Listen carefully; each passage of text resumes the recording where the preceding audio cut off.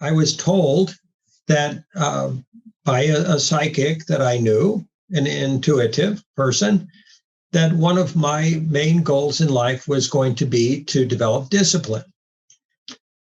And some people get messages such as that and say, well, I guess, someday along the way, I guess I'll learn discipline and I will become a more disciplined person. And that's part of my soul process. I took that as something not to reactively listen to. I took it as proactive, something that I could put my shoulder to the wheel in regard to and build in a concerted, intentional way for the rest of my life. And I started out because I was completely new to this process. No, I haven't had a teacher, a spiritual teacher. I've gotten what I've gotten through working with people and through channeled information and through my own internal work, which is a way, and it's not the only way, and it's not a way I advocate, or I'm not trying to push that on anyone. I'm just giving reference material so you'll see how things evolved as they did. So as a result of that, I started out. I said, well, if I've got to develop discipline, I recognize that emotions and ego and mental process and distraction and reaction and all of that are dysfunctional dynamics that undermine the capacity for one to apply themselves in a focused and disciplined way to any task in life. So I chose in my life what was the most irritating thing at the time in my life.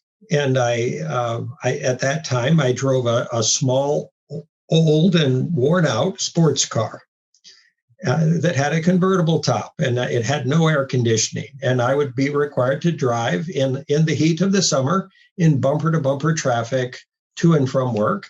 So I put a bell on the antenna of my car, an irritating little bell.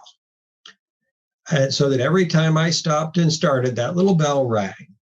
And it reminded me that I was developing and intending to develop single-pointed focus and discipline. Discipline itself is a dynamic of focus. You really can't have discipline without focus. You can't have focus without discipline. They're two sides of the same coin in some ways. In our perspective, we're open to other views. From that point on, I worked on learning everything I could about metaphysics and applying it to myself. I learned techniques of hypnosis. I learned ways to subtract any and all ego process from my system through various means, the Sedona method, Reiki, various energy work, Qigong, Tai Chi, and a dozen or 100 other different things that I've applied along the way. The who is it that feels this, who is it that wants this, or believes this, or intends this, or the I am my fear, I am my belief, I am this block, I am this resistance, I am the dissolution of the I. The I thought itself is, we would suggest, aside from just primal, visceral taproot drives and dynamics in life, is the distracting mechanism. So I kind of went about it backwards. Instead of, and I'm happy I did, instead of saying I've got an ego and I want to develop single-pointed focus, so I'm going to do the single-pointed focus mantra, because I didn't have the mantra, I decided to dissolve everything else.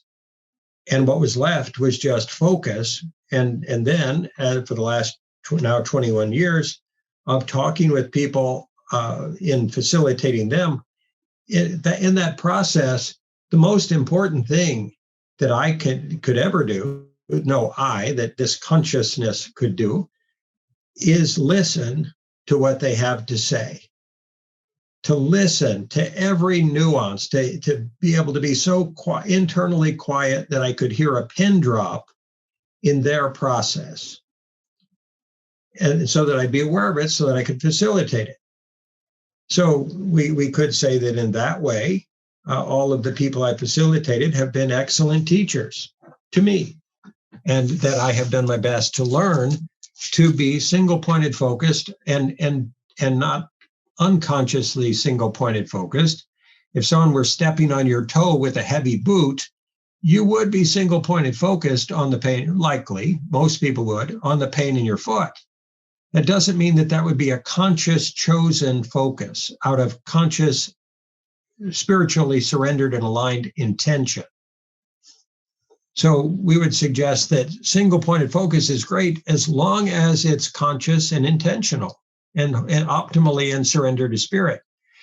Because single-pointed focus that's driven by fear, by ego process, by narcissistic dynamics, by control and safety seeking, the single-pointed focus of a person who feels victimized and wants to strike out at who they imagine to be a perpetrator of their pain, their suffering, their fear, their stress, or whatever is driving that feeling of interpreted victimhood, that is a single-pointed focus dynamic, and it's terrifically dysfunctional and non-optimal and unconscious, and it's also human. It's normal.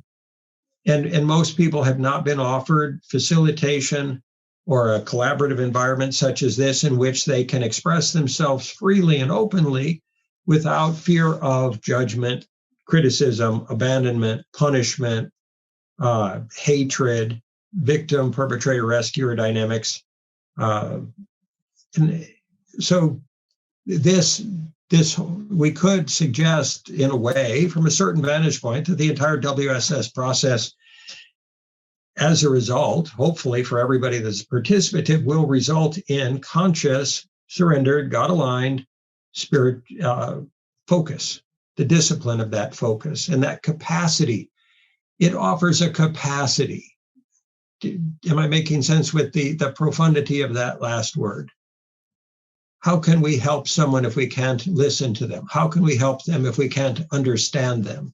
How can we help them if we can't focus on the messaging of their system? And it doesn't matter whether it's egoic messaging or taproot messaging or fear messaging or controller safety messaging or victim perpetrator rescuer messaging. It really doesn't matter what that messaging is that's arriving. It's how we work with it constructively to facilitate them from wherever they are and actually utilize those energies as constructive facilitation fuel to help them arrive at consciousness most directly, comfortably, expeditiously, catalytically, and holistically.